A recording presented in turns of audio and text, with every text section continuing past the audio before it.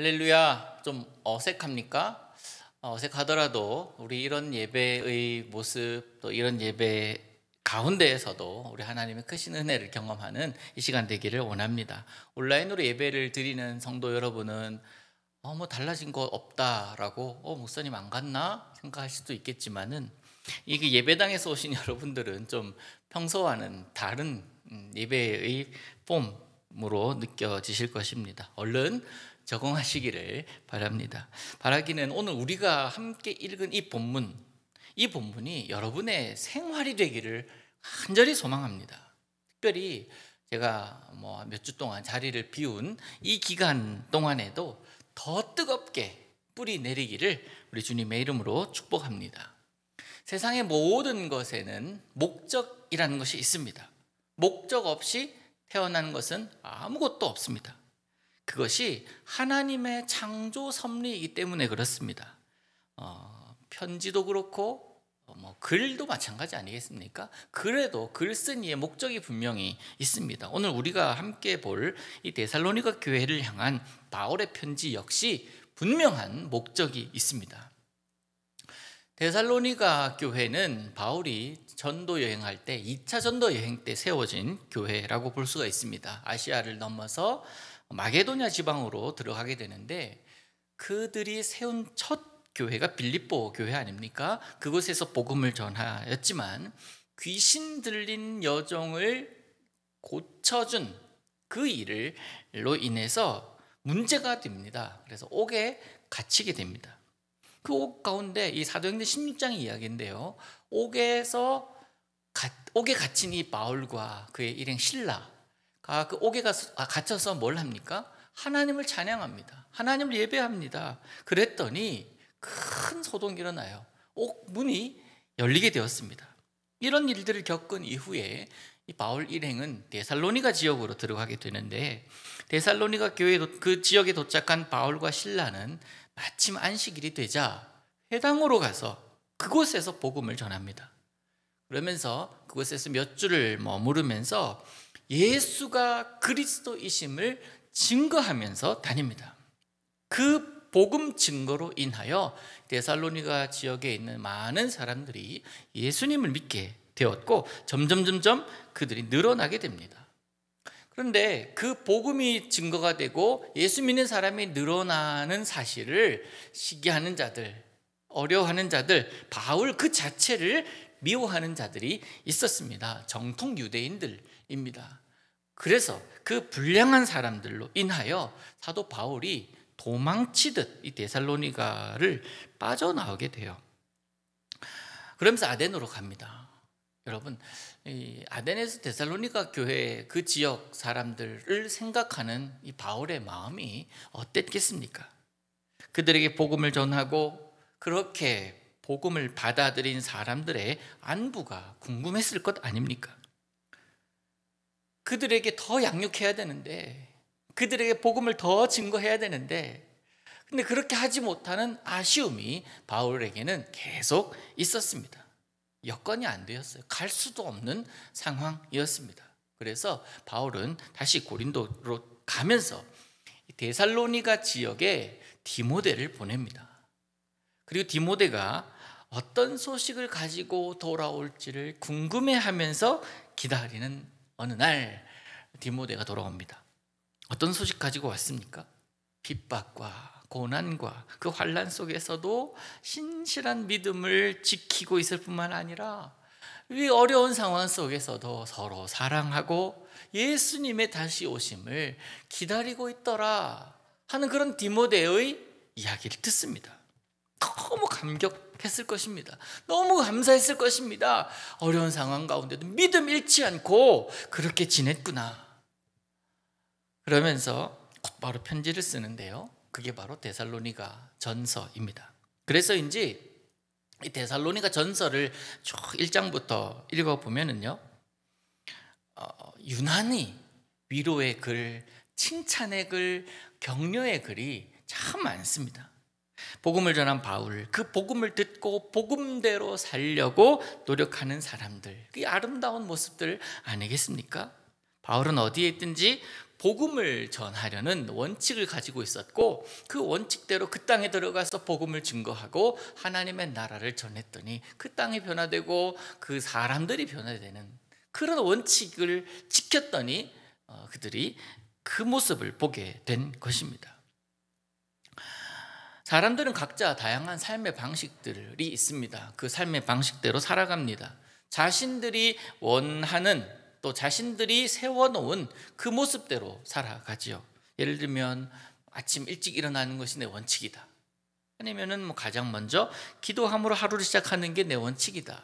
또 하루 3끼는 꼭 먹는 게 내 원칙이다. 이런 일상의 원칙들도 있을 것이고 믿음 생활의 원칙들도 여러분들 가운데 분명히 있을 것입니다. 주일 성수는 꼭 한다. 주일 하나님 앞에 나와서 예물 드리는 것은 정성스럽게 준비하되 가장 새 돈으로 한다. 이런 원칙들이 여러분들에게 신앙생활 가운데도 있을 겁니다. 어떤 원칙을 가지고 살아가는가에 따라서 그 사람이 어떤 사람인지가 결정이 됩니다. 여러분은 어떤 삶의 원칙을 가지고 살아가고 계십니까? 원칙을 세운 삶이란 바람직한 생활을 하려고 그런 원칙을 세우는 것 아니겠습니까? 저도 여러 가지 원칙들이 제 삶에 있는데 그 중에 하나는요, 모든 사람과 더불어서 잘 지내지 못하지만 그래도 적어도 누군가와 원수 짓지 말자, 그런 생각으로 살아갑니다. 혹시 여러분 가운데 저를 원수로 생각하시는 분이 계시면은 예배 끝나고 연락 주시기를 부탁드립니다. 생활면에서는 그렇습니다. 생활면에서 그런가 하면 한편으로는 우리는 그리스도인 아닙니까? 그리스도인이기 때문에, 예수 믿는 사람이기 때문에 예수님께서 세워주시는 원칙도 분명히 있고 그 원칙대로 우리가 살아가야 되는 것 아니겠습니까? 하나님의 자녀로서, 예수 믿는 사람으로서, 예수 믿는 우리 교회의 직분자로서 내가 살아갈 때에 나는 어떤 원칙을 세워놓고 있는가를 좀 여러분 곰곰이 생각해 보시기를 바랍니다. 직분자에게 세운 원칙이 분명히 있을 거예요. 교사에게 세운 원칙이 있을 겁니다. 선배이기 때문에 세운 원칙이 분명히 있어야 합니다. 교회 다닐 때나 교회 다니지 않을 때나 구분될 것 없이 똑같은 그런 생활이라면 그는 분명한 기준이, 원칙이 없는 사람이라고 할 수 있습니다. 원칙. 그래서 오늘 그 원칙을 좀 잠시 생각해 보려고 합니다. 여러분, 신앙생활 할 때에 신앙생활입니다. 신앙생활 할 때 하나님 바라보고 하나님 예배하는 그 생활 가운데 내가 스스로 원칙 세워놓고 신앙생활 하는 것은 아닌지 돌아보시기를 바라요. 이게 무슨 말이냐면 내가 원칙을 세워놓는 거예요. 나는 이 정도, 나는 교회 다니더라도 신앙생활 하더라도 이 정도 선에서 할 것이다 라는 그런 원칙 말이에요. 여러분, 그 원칙 하나님 원하지 않으십니다.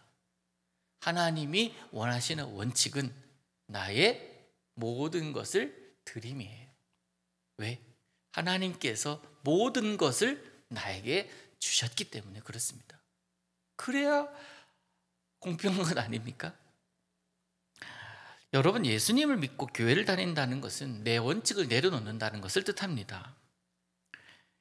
교회에 다니면 그저 그냥 종교생활 한다 그러면은 그럴 수 있지만, 단순히 교회에 다니는 종교인의 모습이 아니라 하나님의 자녀로서, 하나님의 백성으로서 살아가는 자라면 내 원칙, 내 기준은 내려놓아야 된다는 거예요. 하나님이 세우신 원칙으로, 하나님의 방식으로 하나님을 예배해야 된다는 것입니다. 광야 이스라엘 백성들에게 하나님은 요구하셨습니다. 정확한 원칙을 제시해 주셨습니다. 너희는 내 백성이니 내가 말하는 대로, 내 원하는 대로, 내 명령대로 따라라. 그것입니다. 그래서 예수 믿는다고 고백했을 때의 원칙은 기본적으로 내 인생의 중심에는 내가 있지 않다라는 것입니다. 하나님의 뜻, 하나님의 말씀을 먼저 구하는 삶을 산다는 것을 의미합니다. 그러면 하나님께서 원하시는 삶이란, 그 삶의 원칙이란 무엇이겠습니까? 어디에 그 원칙이 있습니까? 성경이죠. 말씀에 있습니다. 사도 바울도 오늘 본문에서 데살로니가 교인들에게, 그리고 오늘을 살아가는 우리들에게 말씀해주고 가르쳐주고 있는 것이 바로 하나님의 자녀다운 모습의 원칙이 무엇인가? 그것을 지금 가르치고 있거든요. 그래서 오늘 우리가 읽은 본문은 간단하게 그 원칙을 세 부류로 나눌 수 있는데, 하나님과의 관계, 이웃과의 관계, 나 자신에 대해서. 하나님과의 관계, 이웃과의 관계, 나 자신에 대해서 세 부류로 나눌 수가 있는데요. 첫 번째 하나님과의 관계는요, 19절이에요. 성령 소멸하지 말라는 겁니다. 하나님 잊지 말라는 거예요. 하나님께서 주신 생각, 하나님의 지혜, 하나님의 뜻을 내 상황 때문에, 내 형편 때문에 외면하지 말라는 거예요. 하나님을 세상의 기준으로 보는 것이 아니라 세상의 상황을 하나님의 기준으로 보는 시각, 그게 바로 신앙생활하는 우리들의 모습입니다. 내 생각이 하나님보다 앞설 때가 있습니다. 기도보다 내 경험이 앞설 때도 있습니다. 우리가 기도했는데 아무런 응답이 없어서 아예 기도하지 않고 일을 했는데 잘 되는 것을 경험할 때도 있습니다. 성령께서 가라고 하시는데 여전히 멈춰 서 있고 싶을 때가 있고, 멈추라고 하는데 아직 내가 갈 수 있는데, 더 할 수 있는데 하면서 움직이고 싶을 때가 분명히 있습니다. 여러분, 사도행전 8장 26절과 27절을 제가 한번 읽어볼게요. 주의 사자가 빌립에게 말하여 이르되 일어나서 남쪽으로 향하여 예루살렘에서 가사로 내려가는 길까지 가라 하니 그 길은 광야라. 일어나 가서 보니 에디오피아 사람 곧 에디오피아 여왕 간다게의 모든 국고를 맡은 관리인 네시가 예배하러 예루살렘에 왔다가 빌립에게 주의 사자가 임합니다. 내려가라. 그래서 이 결론이 어떻게 됩니까? 네시가 어떻게 돼요? 빌립을 만나서 복음을 듣게 돼요. 그 네시가 복음을 듣기 위해서는 빌립은 성령의 이끌림을 받아서 광야로 내려갔어야 합니다. 광야는 사람이 없는 곳입니다.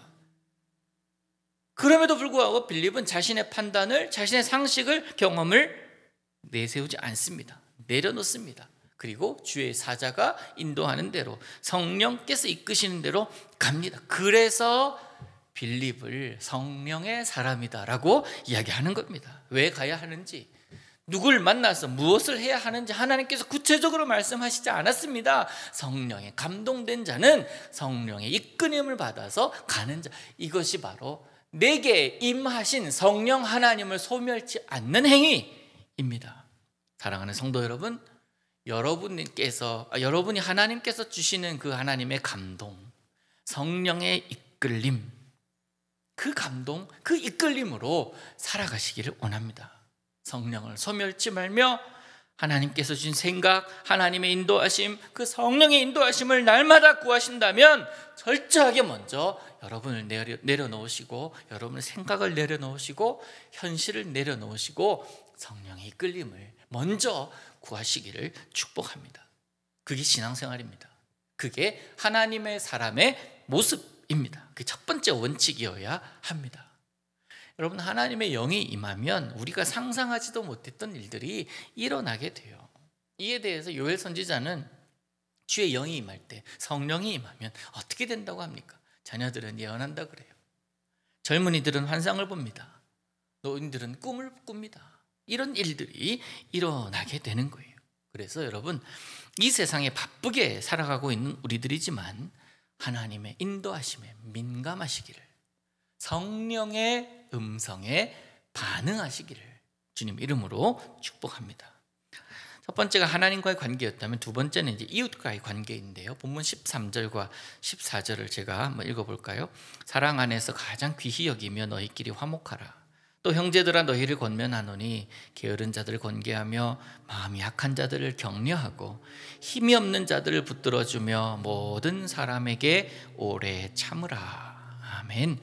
홀로 살아갈 수 없는 세상에 살아가면서 내 옆에 있는 사람에게 힘이 되어주라는 것, 때로는 내가 힘이 빠져 힘들어할 때 누군가의 도움을 보면 그 도움의 손을 붙잡으라는 것, 그러면서 서로에게 힘을 주라는 거예요. 그게 바로 우리의 모습이어야 합니다. 특별히 성경은요, 처음부터 끝까지 사랑에 대해서 이야기합니다. 사랑하라, 서로 사랑하라, 그렇게 말씀하는데 도무지 사랑할 수 없는 사람도 우리는 경험을 합니다. 관심조차 가지고 싶지 않은 사람도 우리는 만나게 됩니다.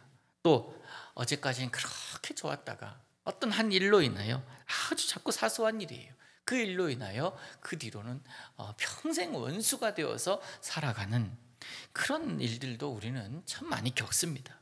이런 상황 가운데 예수님을 따르는 자들에게 예수님은 산상수훈의 말씀을 통해서 뭐라고 하십니까? 오리를 가자 하고는 심리를 가지고 속옷을 원하는 자에게 겉옷같이 내어주, 다 내어주라는 거예요. 대접받고자 하는 자는 먼저 남을 대접하라 라고 이야기를 합니다. 어쩌면 이거는 삶의 지혜라기보다는 이웃에 대해서 희생하라는 얘기, 바보가 되라는 이야기란 말씀과 똑같습니다. 하지만 그럴 때마다 원칙을 기억해야 됩니다. 우리의 원칙은 나는 신앙생활을 하기로 마음먹은 자이니 하나님 내 것 내려놓고 하나님 원하시는 것을 선택합니다 하는 그런 원칙이에요. 더불어 살아가는 존재, 서로 비난하고 정죄하면서 네 편 내 편을 만들 것이 아니라 모든 사람에게 오래 참고 화목해하는 삶을 원칙으로 삼고 살아가라는 것입니다. 살다 보면 누구나 편가르기의 희생양이 되기도 하고 때로는 편가르기를 주도하기도 합니다. 물론 누군가를 심각하게 괴롭히고자 하는 의도를 가지고 한 것 아니지만 본의 아니게 의도치 않게 그렇게 되는 경우도 종종 있습니다. 그렇게 편이 갈라지는 이유는 나와 다른 뜻을 가진 그 누군가가 불편하기 때문에 그렇습니다. 그래서 나를 보호해 주기 위한 어찌 보면 이 편가르기는 생존 본능이다라고 이야기를 하기도 합니다. 같은 가족 안에서도 생각이 달라서 갈라지고 사회는 물론이고 교회도 그렇습니다. 국가 안에서도 무수히 많은 사람들이 여러 편으로 갈라집니다. 이게 당연한 모습이에요. 내 편이 또한 저쪽 편보다 강해지기를 또한 원해야 합니다. 사랑하는 성도 여러분, 편이 갈라졌다 하더라도 나뉘었다 하더라도 우리가 잊지 말아야 될 것은 다름을 틀린 것이다라고 착각하지 않아야 된다는 거예요. 다름은 다름일 뿐 틀림은 아닙니다. 상대방을 인정하고 받아들이기 위해서는 틀림이 아닌 다름으로 보는 시선이 필요합니다. 우리 재래 성도는 주 안에서 서로 다양함이 있는 공동체 아닙니까? 그래서 수많은 소리들이 있어요. 제각각 소리를 냅니다. 노래도 제각각 합니다. 어찌 보면 소음일 수 있으나 가만히 들어보면 아름다운 하모니 될 수 있는 비결이 있어요. 주 안에 있을 때, 또 사랑하며 소리 낼 때, 그때 바로 아름다운 하모니를 이룰 수가 있는 것입니다. 이것이 바로 우리 교회의 원칙이어야 합니다. 다름을 틀림으로 보지 않는 것, 굉장히 중요한 이야기입니다. 그리고 세 번째는요, 자신에게 대하여입니다. 자신과의 관계에서 행해야 할 원칙을 세워야 되는데 16절부터 18절까지 말씀이에요. 너무나 잘 아는 말씀. 항상 기뻐하라, 쉬지 말고 기도하라, 범사에 감사하라. 우리가 왜 그래야 합니까? 어떻게 그럴 수가 있습니까?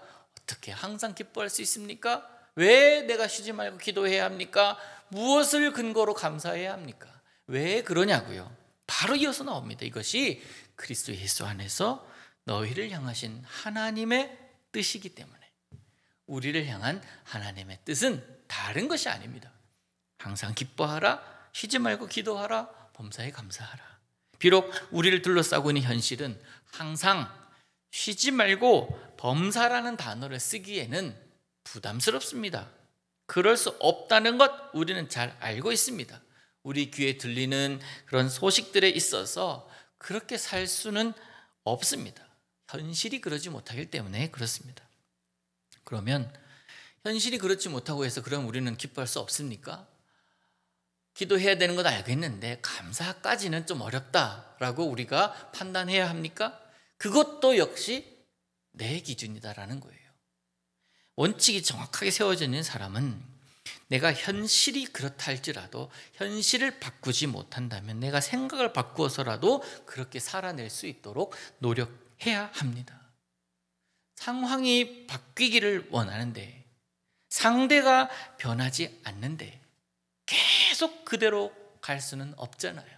그러면 어떻게 됩니까? 바뀌기를 원하면 내가 바뀌어야 된다는 거예요. 이건 쉬운 일이 아닙니다. 하지만 누군가의 변화 없이 변화를 기대하는 것 자체가 어리석은 일입니다. 그래서 항상 쉬지 말고 범사에 라는 단어가 우리에게 주어져 있는 것입니다. 예수를 믿고 예수님처럼 살아가려고 노력하는 내 삶에 적용이 될 때에 이 세 단어는 내 삶의 원칙으로 다가오게 됩니다. 데살로니가 교회를 향한 사도 바울의 이 마음, 항상 기뻐하라, 쉬지 말고 기도하라, 범사에 감사하라, 이것을 쓰는 바울의 입장도 굉장히 힘들었을 것입니다. 그러나 그가 뿌려놓은 복음의 씨앗이 점점 자라고 있는 것을 보면서 그래, 여기에 물을 주는 것은 나야, 자라게 하시는 하나님이니까 나는 원칙을 말한다, 원칙이 무엇인지를 분명하게 세운다 라는 사도 바울의 강한 의도가 여기에 담겨 있는 것입니다. 그러니 너희들 힘들어도 어려워도 그렇게 살아보렴, 분명히 주님 다시 오실 테니, 그러면서 위로하고 있는 글입니다. 여러분, 이렇게 우리가 원칙을 가지고 살아야 할 이유가 이겁니다. 왜 주님께서 원칙을 강조하고 나를 바라보라, 나를 의지하라 라고 말씀하실까요? 오늘 전반부에 나오는 경고 때문에 그렇습니다. 주님 다시 오실 거다, 주님 다시 오실 테니, 그거거든요. 사도 바울은 하나님의 말씀을 그의 원칙으로 삼았던 사람입니다. 사랑하는 성도 여러분, 결론이에요. 오늘 우리의 삶도 그런 원칙이 분명하게 세워지기를 원합니다. 내가 드러남이 아닌 하나님의 뜻으로 살아감. 이 원칙들이 우리 주님 오실 때까지 우리들의 마음속에, 우리들의 신앙생활 가운데 있기를 원합니다. 그렇게 살아내려고 노력하는 우리들을 우리 하나님은 기뻐하실 것입니다. 우리 하나님의 기뻐하심을 입은 자로 살아가는 저와 여러분 될 수 있기를 우리 예수님의 이름으로 축복합니다. 기도합니다. 사랑의 하나님 아버지, 그렇게 살기를 원합니다. 예수 믿는 자답게 살기를 원합니다. 하나님의 생각보다 내 생각이 앞서지 않게 하시고 오직 하나님 편에서 모든 상황 바라보며 살게 하여 주시며 주의 은혜로 하루하루 살게 하여 주시옵소서. 세상의 그 어떠한 소리와 어떠한 유혹에도 원칙이 분명하여서 하나님의 시선으로 세상을 바라보고 하나님의 마음으로 내 모든 상황을 대하는 믿음의 사람으로 서게 하여 주시옵소서. 감사드리며 예수님의 이름으로 기도하옵나이다. 아멘.